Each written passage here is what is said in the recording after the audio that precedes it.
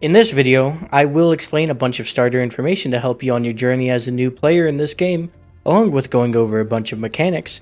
If you are looking for something specific, there will be a timestamp to help you jump to the exact part of the video. Enjoy! So starting off, we're going to be talking about the starting vehicles. When you first start the game, you do get access to 3 starting vehicles. The first one being the M1E1. This starting vehicle is suited for people who generally play a tankier, healthier characters. And it does include a lot of HP, it's simple to pick up, the ultimate is pretty easy to use, it has a protective shield ability to block damage, a minigun for tick damage, it's not super slow, and it definitely has a punchy gun. However, this is 100% a close range vehicle, and this is a defender vehicle. The XM190, this starting vehicle is suited for people who like to flank and dish out the damage. The ultimate allows you to hit multiple targets for a lot of damage. It has a shell swap mechanic for HE and AP for the base ammo, and it has an unload ability for high burst damage at close range. It's not that much faster than the M1E1 and it definitely has less tankiness, but it's good for dishing out damage and dealing with the flanks. This vehicle is an attacker. The Leo 1A6. This starting vehicle is suited for people who like to dish out damage from a distance. This one is definitely a bit more difficult to use, but can be rewarding. It does have a punchy gun, fast speed, a clone ability to deceive your enemies, and a trap shot to stop them in their tracks. The ultimate does take some time getting used to, but once you understand it, it can definitely be rewarding to take out a single target, or 2 if you can execute. This vehicle is the fastest of the starting vehicles, but it is also the squishiest, with the lowest health in the game and no armor to speak of. This vehicle is a marksman. What do the vehicle classes mean, you may wonder? Well, to put it simply, attackers are vehicles that usually utilize speed along with high damage to punish enemies. They are generally all-rounders and are good for almost any situation. Defenders are generally more healthy and a bit slower. They usually have some form of utility or aerial denial, be it in their ultimate or somewhere else in their kit. They tend to have more HP than other classes of vehicles. When it comes to marksmen, are vehicles that excel in long to mid-range combat, able to dish out consistent damage at any range, and are generally defined by having good mobility and high damage outputs. They do come with the least amount of survivability of any other class in this game. Most marksmen do also generally have a frontal crit module. When it comes to setting up your vehicle, as you progress through the game, there are 2 ways to do this. One way is with the modules on your vehicle. These require both tech and a certain vehicle level to purchase a module. I tend to not recommend purchasing low level modules, especially for newer casual players, as it does take time to grind more tech. In that sense, if you are purchasing low level modules, ensure you read through everything to make sure you aren't throwing your tech away on a module you're just going to change after the next game. The second and more lenient way to set up your vehicle is through actual agent skills. These are skills you can attach to your agent to augment your vehicle throughout a match. Each agent skills requires 1 skill point to purchase, and in order to purchase tier 2 agent skills, you must get an agent to level 10 first, which usually happens around the time you get a vehicle to level 30, but you can apply skills beforehand regardless. Each skill is then put in a specific slot. This is the order you unlock the bonus throughout the battle, by capturing bases, killing enemies, and doing damage. When you die, you do lose half of the last unlocked bonus, meaning if you're running 4 skills on an agent, after dying you will still have 3 active. But if you're only running 1, it is completely shut down until you gain enough points in the match to get it activated again. Now, let's briefly go over currency. I have a whole video going into depth on currency in this game, but this is just a simple breakdown. Every match you gain credits, tech, intel, and XP. Credits allow you to purchase new vehicles, new customizations, and also allow you to convert excess credits into tech when you need it. This is gained based off of your match performance. Tech. This is given at a flat rate on wins and losses. You get more for a win, less for a loss. The only time this is different is if you also perform extremely poorly in a match. This is used to purchase new modules for your vehicle. Intel. This is the battle pass currency. You gain 40 a match, and you can get more by completing missions in matches. XP. This is directly tied to your performance in game. 1 score equals 1 XP, so if you perform well, you will get more XP. It also does seem that every 2 vehicle XP does equal 1 agent XP. Equipment.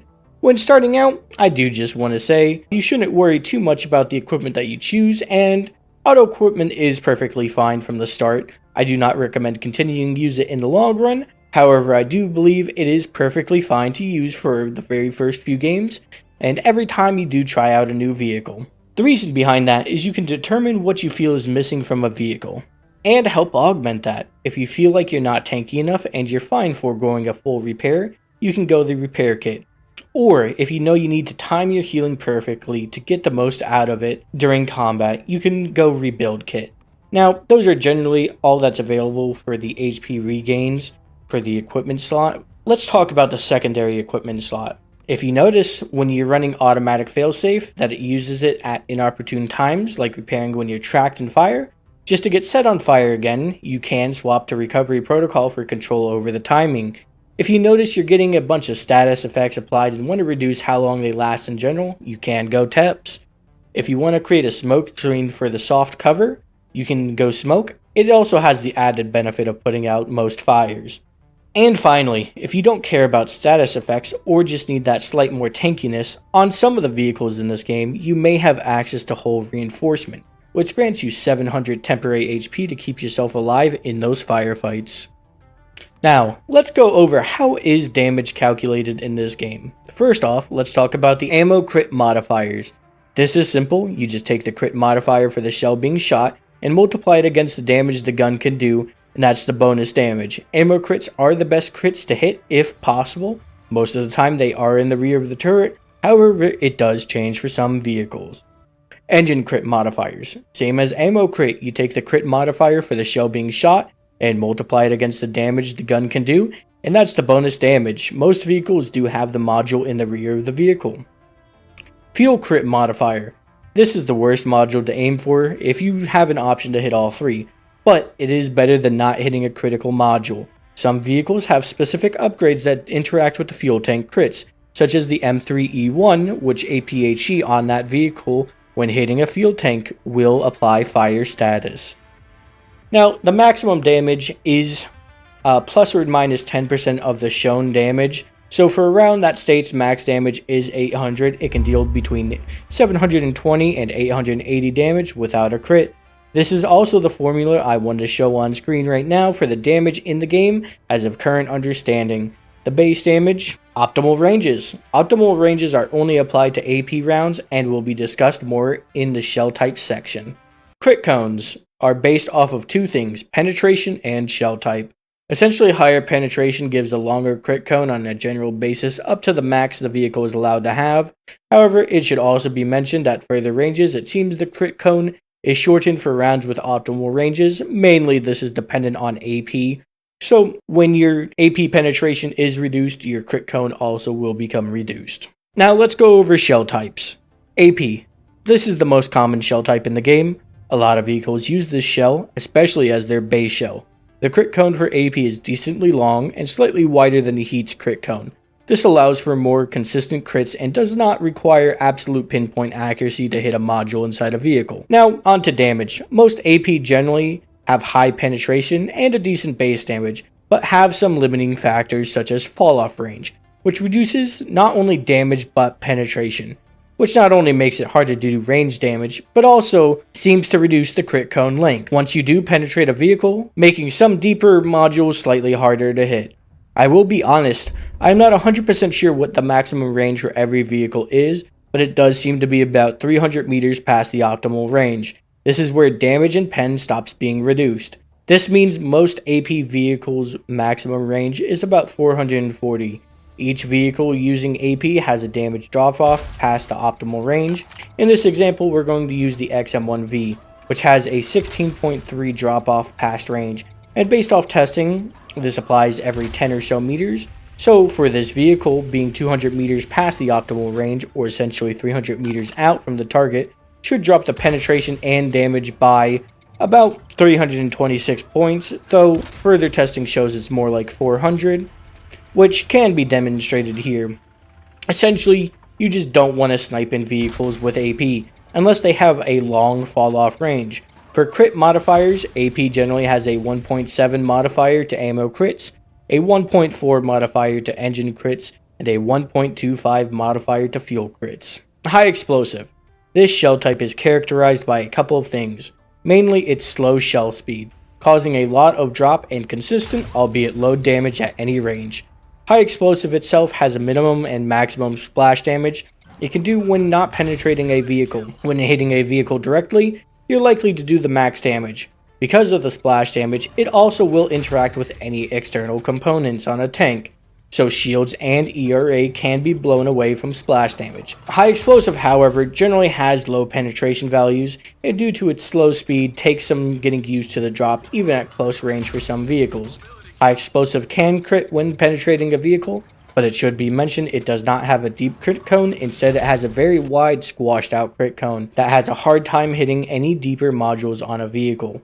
From doing a little bit of investigation based off of the only other source I was able to find for the crit cone modifiers, Heat Labs does show that the crit modifiers for high explosive may be around 1.53 for ammo crits, a 1.3 for engine crits, and a 1.9 to fuel crits. APHE. This shell is a weird one. It still has penetration fall off like APHE, but it's not as drastic as APHE. And it has consistent damage at any range like Heat, but has a crit modifier similar to High Explosive. It also has a drop off similar to Heat, but not as drastic as High Explosive. It also interacts similar to how High Explosive does when it doesn't pen, having a maximum and minimum damage it can do. Essentially, when a shell fails to pen, you can still do damage, though for non-autocannon vehicles this damage is majorly diminished. It should also be mentioned for autocannons, APHE interacts differently. It has a higher non-pen maximum damage but drastically reduced crit modifier. Normal APHE, if following high explosive crit modifiers, has a 1.53 modifier to ammo, a 1.3 to engines, and a 1.19 to crits. But for autocannons, after testing, it seems that it has a 1.3 modifier to ammo, a 1.2 to engines, and a 1.1 to fuel. For the crit cones on vehicles using APHE, it is similar to HE, but less wide and a little bit deeper. High explosive anti-tank, or Heat. Unlike AP, Heat does not have any fall-off range when it comes to damage or penetration, which does help make it an ideal ranged ammunition type.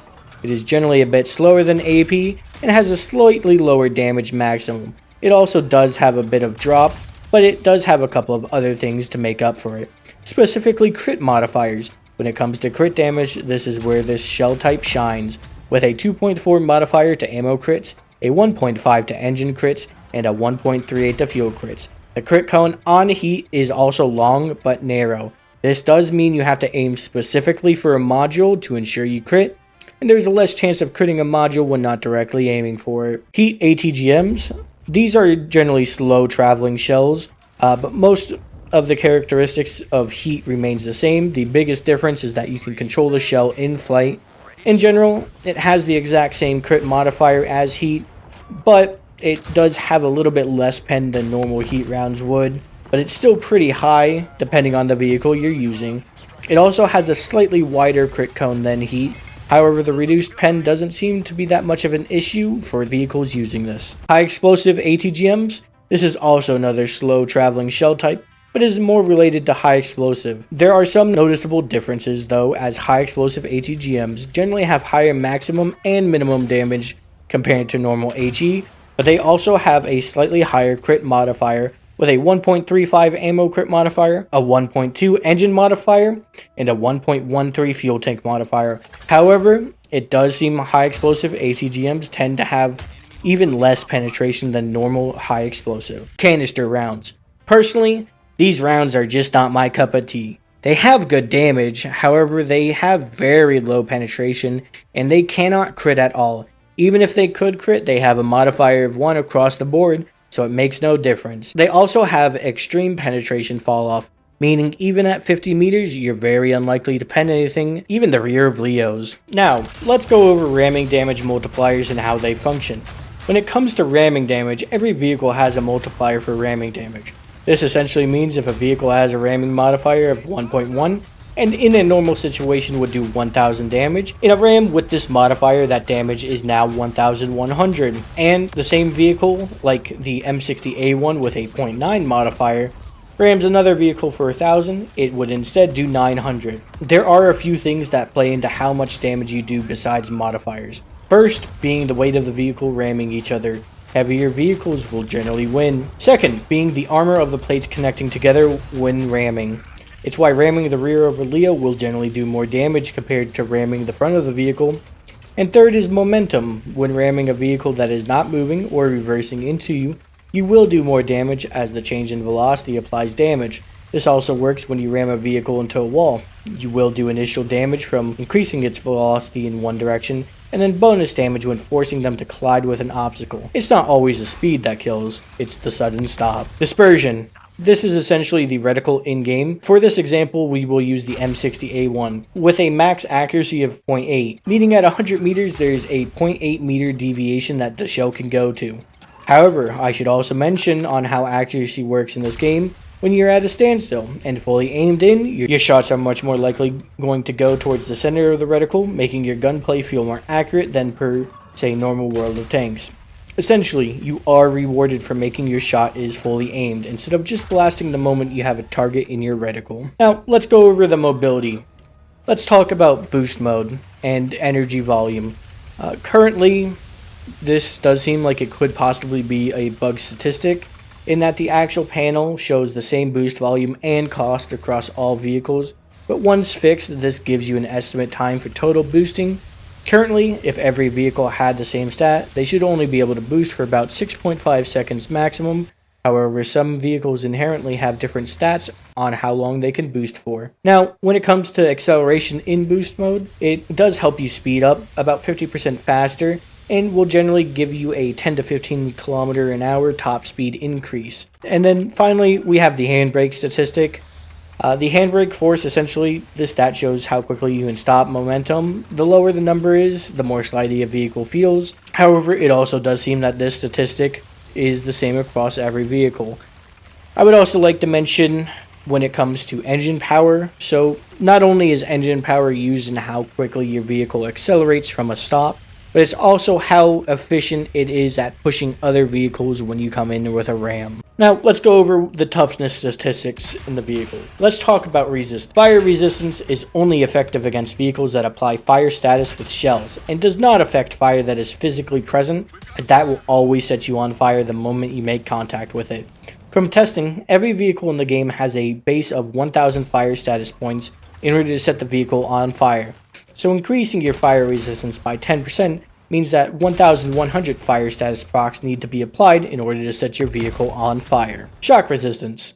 I believe this resistance might be going towards jamming, however I am unsure, and this may be a status effect that's not in the game at this time. Slow. This mechanic should have a similar proc status as fire, meaning 1000 status procs will slow your vehicle, and slow resistance helps prevent getting slowed.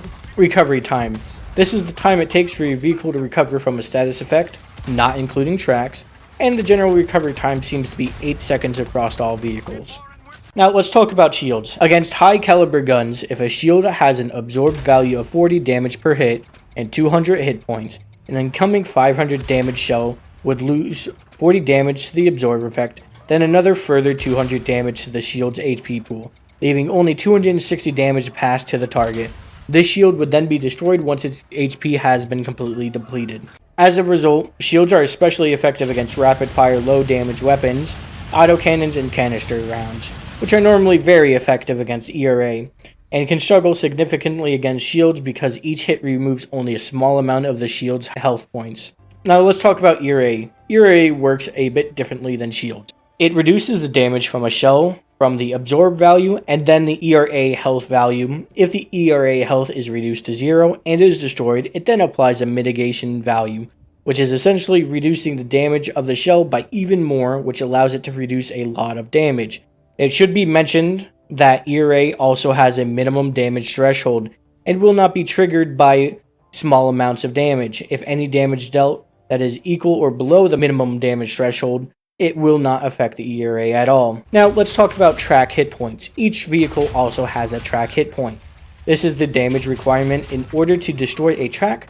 There is also a track repair time of 4 seconds across all vehicles, which can be augmented by a specific status effect to increase the repair time. Let's talk about some of the most common status effects.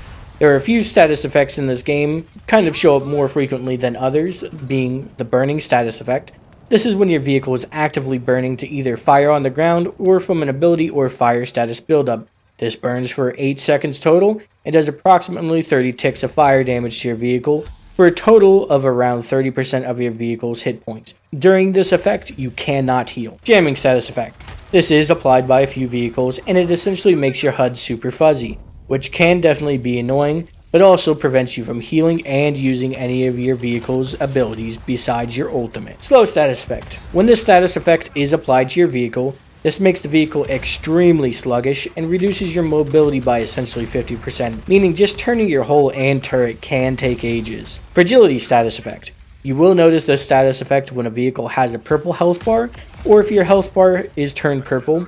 This means your vehicle is 15% easier to penetrate, up to 75% easier to penetrate, depending on how many stacks were applied to your vehicle. This status effect cannot be cleared with any form of equipment. Vulnerable status effect. This makes it so that an enemy is easier to be affected by any other status effect in this game. This is only noticed by the vulnerable lettering above a name tag. Now, let's go over recon and spotting. I will be honest, in this segment, I don't really feel like spotting affects my gameplay too much, which means I have not looked into it as deeply as some of the other mechanics. For intel value, this is the distance when aiming at someone. They become outlined and you can see the penetration indicator on their vehicle. Battle communication range is the distance where if someone else is spotting a vehicle, you can also see it as well, meaning if you look at the vehicle, you can also see the penetration. It also means they show up on the map. Share duration. This is the time that you share data with another vehicle on your team. Hit intel. I believe this is the intel that the enemy sees when they shoot you. I'm not 100% sure on this mechanic, so don't quote me on that. Moving noise intel. This is how far on the minimap at the top right you can see an enemy when they are moving. Periphery intel distance is the distance you can spot someone when you aren't looking directly at them. Shot noise value. It's how much it reduces your own intel range, meaning if you can normally be seen at 200 meters, they can now see you at 100 meters if looking directly at you. Now, let's go over the base game modes in this game. First, we have Conquest, which is a 10v10 game mode. This is the most basic game mode. It's 10v10, and have 3 to 5 bases depending on the map that you get. Noidoko, Project Phoenix, and Nexus Dam have 3 bases.